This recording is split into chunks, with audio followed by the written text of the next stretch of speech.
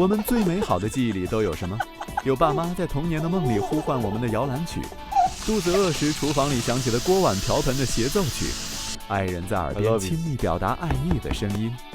试想一下，如果我们的听力出了问题，这一切美好的回忆可能都要大打折扣。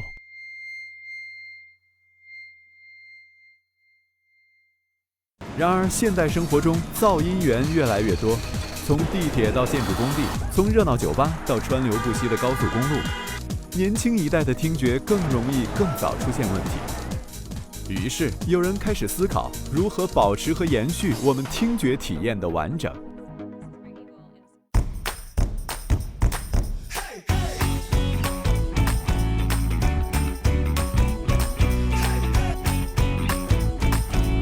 上 Amazing 课，创 Amazing 业，欢迎收看由 Amazing.com 赞助播出的 Amazing 创业美国第3季。Why did you want to open Audicus? Sure. So Audicus is essentially a digital health solution for people with hearing loss. And so we wanted to essentially build something that was far more consumer friendly, was more accessible, and was more affordable. Patrick Freuler 出生于巴西的瑞士人，毕业于美国麻省理工大学航天工程专业，后任麦肯锡分析师，于2011年创办助听器公司 Audicus。原本和助听器毫无瓜葛的 Patrick， 在行业巨头麦肯锡待得好好的，却忽然创办起了一家助听器公司。这其中的因由，还得从他自己的故事说起。The way I got into this was because I had people in my family that had serious hearing issues, and at some point I saw what the difficulties were for them to obtain hearing technology at a reasonable price and in a reasonable process. So you wasn't happy with either the price or the product, right, or the process. Right. So exactly. you want to change everything. So we wanted to just put the whole process on its head and we wanted to reinvent that entire industry. Right? 和所有创业者一样，创业初期没有精致的办公室、大笔投资，只是一个有理想的人孤军奋战的坚持。How did you start? At the beginning, it was essentially me in my living room making up a first website. 在麦肯锡任职期间 ，Patrick 同时还是医疗行业投资人，接触了众多医疗创业公司。期间，经验丰富的 Patrick 敏锐地嗅出了行业内存在多年的问题，那就是对于大多数用户而言，他们根本不知道助听器本身的造价是多少，服务费又是多少，而这一切被捆绑在一起，像是潘多拉的魔盒，导致最后用户只能看到一个庞大惊人的魔鬼账单。美国市场上平均一副助听器的价格接近3万元人民币。There's very little that gets covered by insurance, okay? So most of it is ultimately paid out of pocket by the end consumer. And since it's so expensive, a lot of people tend to postpone that purchase, okay? 带着把助听器定位为生活耐用品而非医疗器材的决心， Patrick 把自己的 Audicus 助听器定价硬是压低了70%以上。来和西门子这样的助听器大哥大公司竞争。We can offer this for closer to say $600 to $700. Okay, so it's a gigantic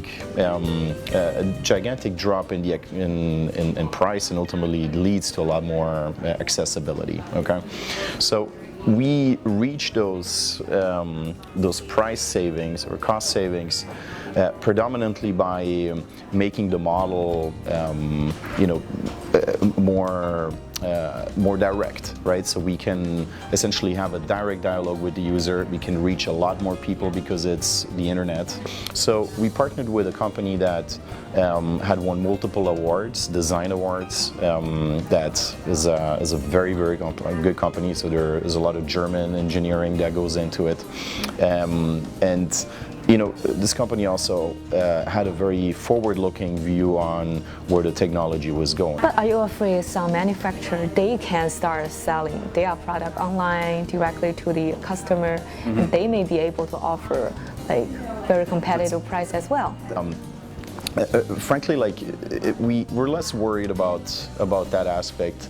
First and foremost, also because it's a very different set of capabilities that go into dispensing a hearing aid, so the work that we do, so everything that has to do with testing, advising, dispensing, audiology, after-sales support, everything that is the consumer-facing experience is a very different and very, very involved piece of the puzzle that manufacturers, just haven't focused on.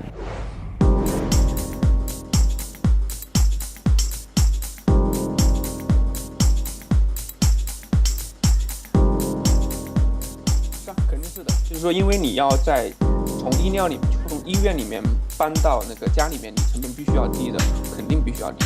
因为以前医院卖的贵，原因很多有一些渠道成本，而且医院他买一台，他可能会愿意说贵一点钱也没关系，但是在家用必须要便宜，这也是我现在主张的一个事情了。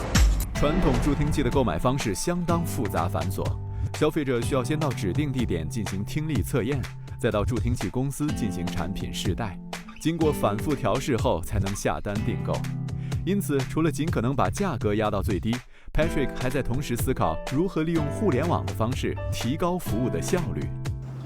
Every hearing aid ultimately needs to address your specific hearing loss, right? So it's similar to buying contact lenses or eyewear. You need to have the right lenses, right? So the way this works is that someone that needs a hearing aid from us sends us their hearing test results, okay, that outlines how that hearing loss shapes up. Then our audiologist will then program those hearing loss settings into the hearing aid so that it can ultimately address the right level of hearing amplification, right? So every hearing aid that gets shipped out here, okay, has been tailored and customized. This is something that is so incredibly convenient because you can do it all from home, right? Far more sheltered experience by doing it online. 近几年，医疗科技行业成为了创业圈备受瞩目的新方向。而专门针对听觉的医疗科技，面对的究竟是多庞大的消费群体呢 How big is the hearing aids market globally?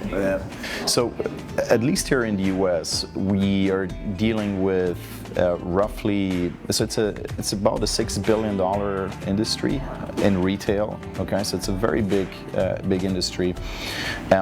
Hearing loss itself, though, is something that affects so many people.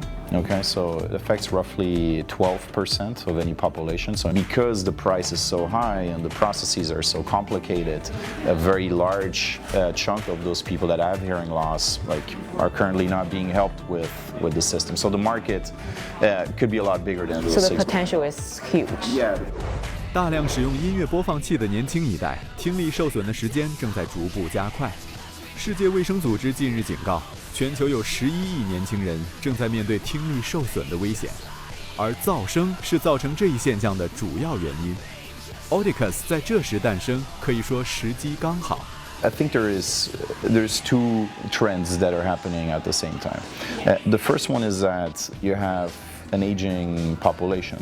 The second competing trend has more to do with changing lifestyles, right? I mean, our generation has been exposed to far more noise than any generation before us, right? There's so much loud music and headsets and loud concerts and lifestyles just get noisier, right?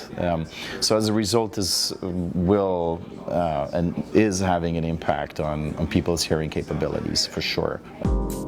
最实用的创业课程还是 Amazing.com。Amazing.com 智库点评时间到。Really, it's as big as anybody that has health issues and money, which is a lot of people. And consumers are more willing than ever to pay out of pocket for healthcare, right?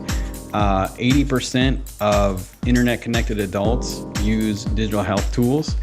And so the internet-based market is huge. If you do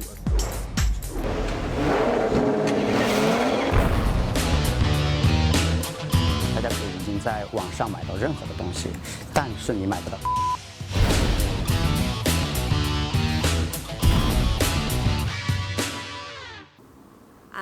I don't.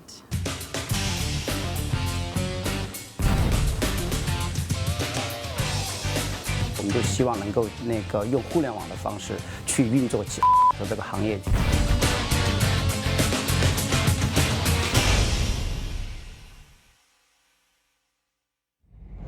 凭借高端的服务和低廉的价格 ，Audicus 让很多听力已经开始受损，但是畏惧高价的人开始成为助听器的消费者。此外，在 Patrick 看来，还有更大的一块没有被开垦的市场正在等待被挖掘。现代生活中，小到电视音响，大到火车救护车，我们正在被各种各样的噪音吞噬。于是 Audicus 推出了一款全新产品，倾注了开发团队的全部心血，就是想要把安静归还给所有人。This is a product that we're extremely excited about. It's this piece here. It essentially ties together with the hearing screening, and it's a product that is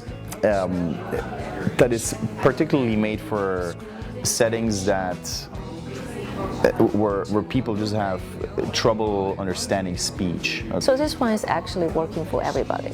So this is something that can work even for people that don't have a hearing loss, right? So for instance, I don't have a hearing loss, but I do have the occasional difficulty understanding, speech in specific contexts, right, or specific sounds in more challenging environments.